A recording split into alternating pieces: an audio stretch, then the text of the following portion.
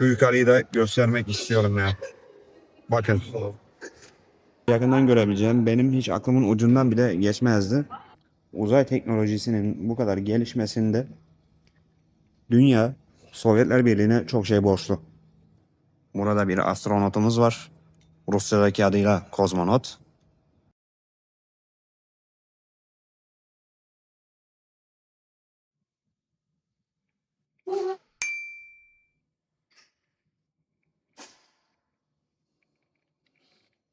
Tabii eski telefonlardan sadece böyle tuşlu olanlar da yok. Tabii ki şimdi burada da iPhone'ları görüyorsunuz arkadaşlar.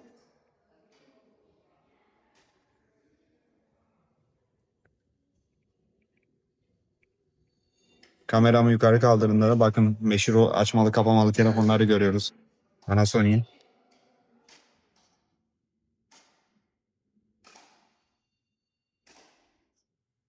Bakın burada da o klavyeli telefonlar var.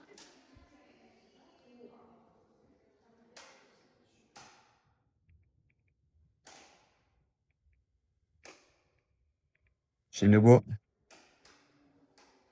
tuşlu telefonları kullanan son nesil aslında bizim neslimiz.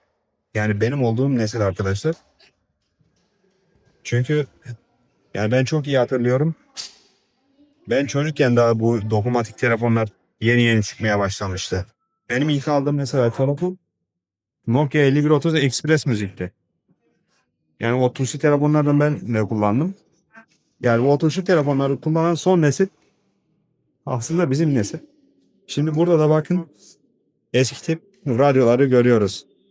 Yani şu radyoda size tanıdık gelebilir. Mutlaka hani dedenizin ya da babaannenizin evinde görmüşsünüzdür.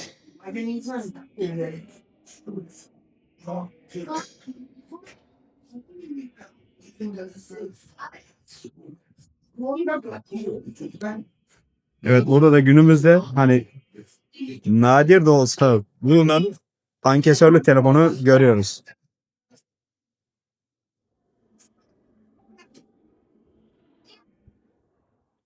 Hani gerçekten çocukluğuma döndüm ya o telefonları görünce.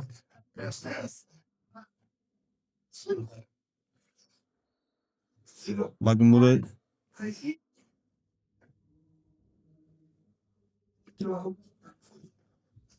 üstünde Ukrayna yazıyor. Markası Ukrayna'da. Ne olduğunu bilmiyorum ya.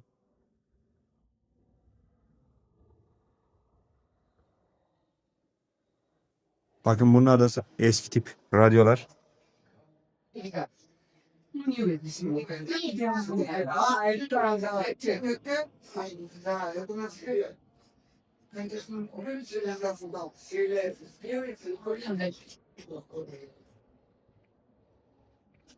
Bakın burada da bir kolhozun yaptığı işi görüyoruz.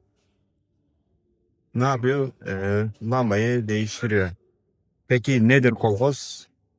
Kolhoz ve kolhoznica bu kavramlardan bahsedeyim. Arkadaşlar kolhozlar Sovyetler Birliği döneminde oluşturulan e, kolektif işçilerdi. Erkek olan kolektif işçilere kolhoz, bayanlara ise kolhoznica adı veriliyor. Kolhoz ve kolhoznica'nın çok meşhur bir anıtı Moskova'daki Vedenha metro durağında yer alıyor. Bakın burada Lenin'i görüyoruz. Kendisi Sovyetler Birliği'nin kurucusudur. Ve komünizm için çok çok önemli insanlardan bir tanesi. Bizleri neler neler bekleyecek. Ve bakın burada da yine kameralar var. Şurada da meşhur tüplü televizyonumuz var. Devam edelim. Bakalım daha neler neler bekliyor biz. Bakın burada da yine eski televizyonları görüyoruz.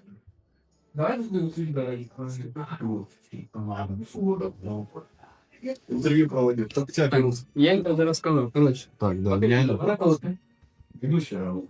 Берем на лицо, Spicy.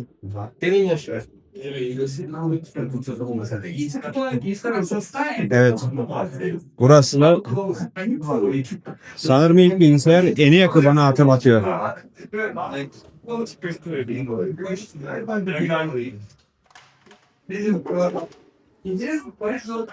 Evet. Burası bir telefon istasyonuymuş arkadaşlar. Bana ilk bilgisayar en yakın çok hatırlatmıştı. Burası bir burası bir.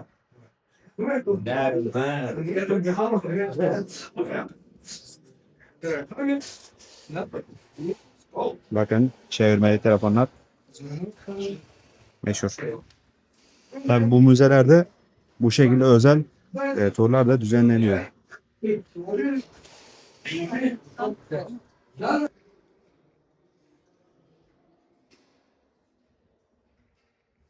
Şimdi burada meşhur kraliçe 2. Katerina'yı görüyoruz.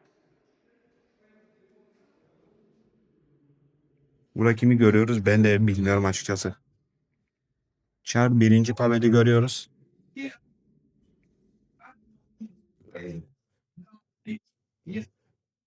Bakın burada da General Piotr Rumyantsevi görüyoruz. Kendisi hakkında daha sonraki videolarımda size mutlaka bahsedeceğim.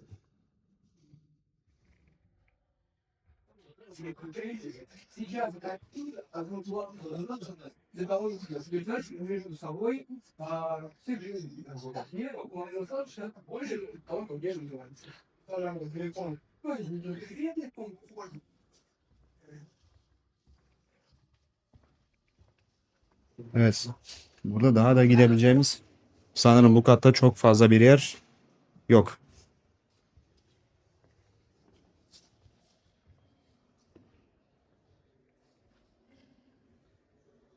Bakın sanırım bu da bir posta çalışanı. Arkadaşlar az önce ben size bu arma hakkında hani şey demiştim. Hem Rusya'nın hem de Rus İmparatorluğu'nun arması demiştim ama bu hatayı düzeltmek istiyorum. E, Bu Rus postasının arması arkadaşlar. Bu katta daha doğrusu ziyaret edebileceğimiz başka bir yer kalmadı. Şimdi artık bir alt kata ineceğiz. Evet. Şimdi size az önce bu odayı göstermiştim. Bakın burada krokiler vardı. Şu yukarıyı da göstermek istiyorum ya. Bakın.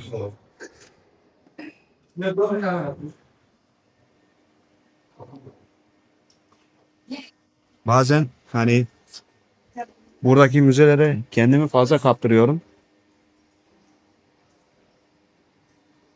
Tavanları da hani o kadar güzel süslüyorlar ki.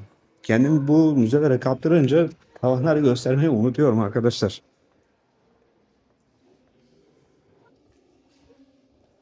Yani benim aslında video çekme sistemim bu şekilde. Yani ben size ziyaret ettiğim müzelerde sadece sizi tarih yolculuğuna çıkarmak istemiyorum. Estetik bir güzellik de sunmak istiyorum. Evet şimdi müzenin bir diğer kısmına geldik. Hemen bu sağ tarafta meşhur Sputnik'i görüyoruz. Bakın. Yani Sputnik'i bu kadar yakından görebileceğim benim hiç aklımın ucundan bile geçmezdi. Devam edelim.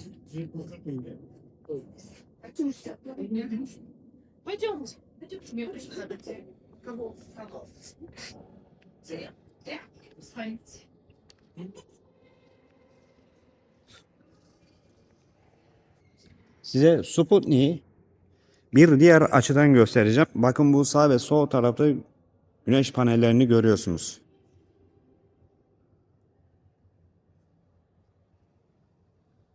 Şimdi hemen sağ tarafımızda da yine Yuri Gagarin'i göreceğiz arkadaşlar. Onun posterini göreceğiz.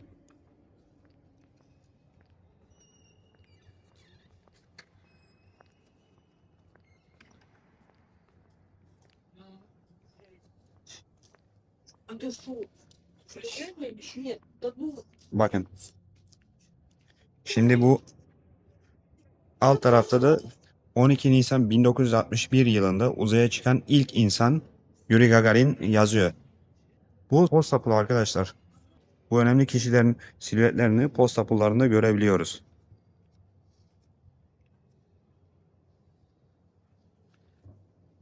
Bakın Rus postası var burada yine. Burada da yine radyo dönemine ait eşyalar var. Devam edelim.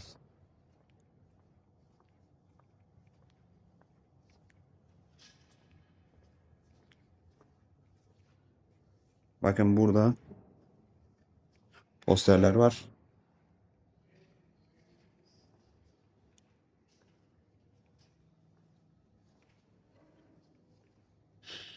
Posterler çeşit çeşit. Onu size söyleyeyim. Ve şimdi burada belki de hepimizin yani bildiği bir fotoğraf. Burada Almanya'daki Reichstag binasına asılan meşhur Kızıl Bayrağı görüyoruz arkadaşlar.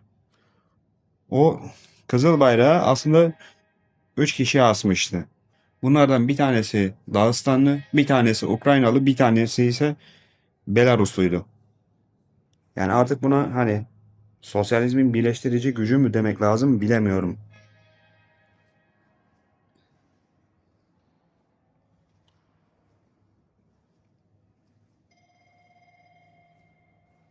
Bakın yan taraftaki diğer posterler de bu şekilde.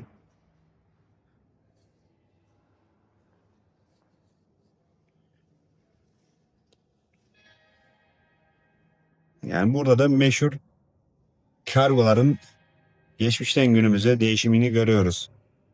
Bu görmüş olduğunuz araçlar hep e, kargolarda kullanıldı. Diğer adıyla postalarda kullanıldı. Bakalım burada neler var. Burada gerçekten hani çok büyük bir sergi var.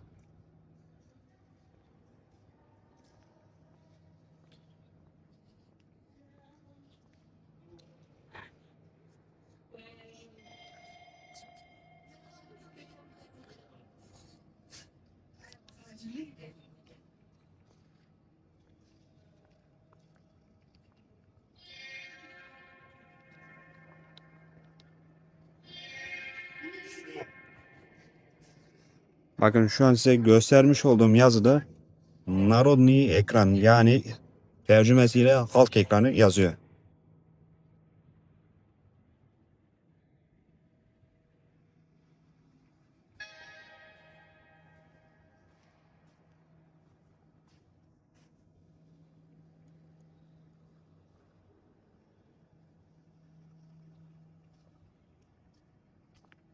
Bu arada az önce size gösterdiğim araçlar hem Avrupa'da hem de Rus postasında kullanılan yani daha doğrusu kargoda kullanılan araçlar.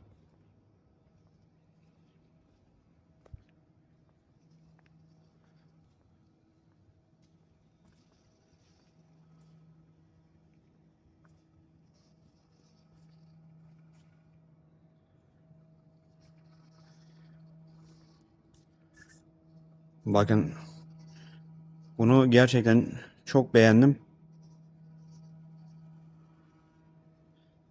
Yani şöyle ki şimdi bunu okullardaki derslerde aslında kullanabilirler.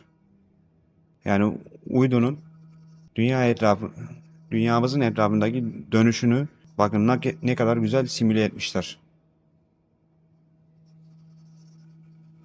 Çok beğendim. Yani bence bu mümkün mertebe eğer olabiliyorsa derslerde kullanılmalı. Müthiş bir şey.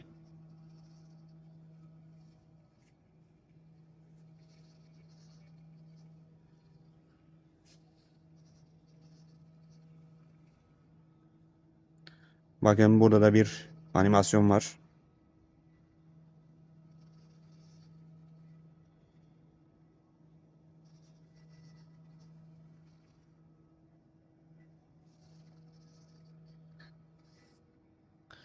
Bu Sputnik tabi Sovyetler Birliği döneminde uzaya fırlatılan bir araç.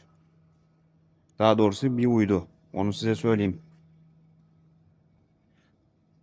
Aslında hani uzay teknolojisinin bu kadar gelişmesinde dünya Sovyetler Birliği'ne çok şey borçlu.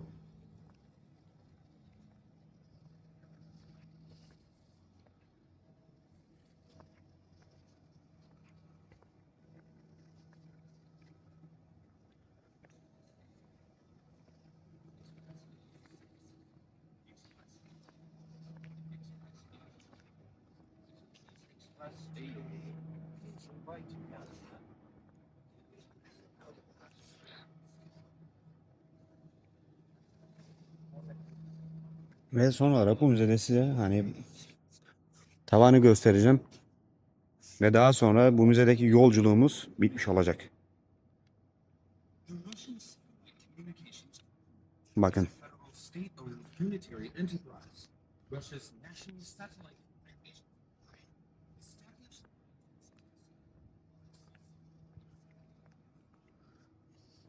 Burada bir astronotumuz var.